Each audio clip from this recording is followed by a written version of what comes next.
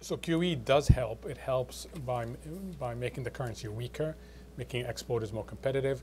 It helps by bringing down interest rates to negative level, pushing people to take more risk, improving a little bit the risk appetite within the Eurozone. That plus oil has helped a lot. So the numbers that we will see, the Eurozone numbers, are going to look better. However, and these are two very important qualifications. One is they're not good enough. So they're not good enough to overcome some serious structural impediments, including lack of structural reforms. They're not good enough to overcome a mismatch between those willing to spend but not having the wallet, and those having the wallet but not wanting to spend. And they're not good enough to grow out of debt problems. So better at the overall level, but not good enough. I think what's really interesting and new is that problems that have been allowed to fester for a long time are taking their own dynamics.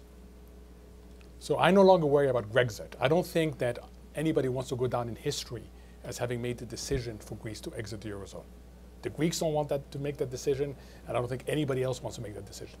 But we're getting really close to an accident where Greece ends up with capital controls, ends up with debt defaults, and it's an accident that causes Greece to exit the Eurozone. And the problem with accidents is they're much harder to control.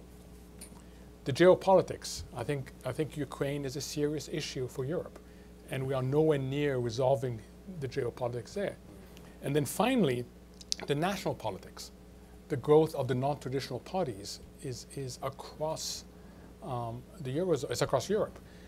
So what's interesting for me is that you have these wild cards in the system that are starting to become more influential and are starting to be able to influence a story that otherwise would be easy to tell. And the easy is, yes, it's better, but it's not good enough. But it's the wild cards that are going to be defining where Europe goes over the next 12 to 24 months.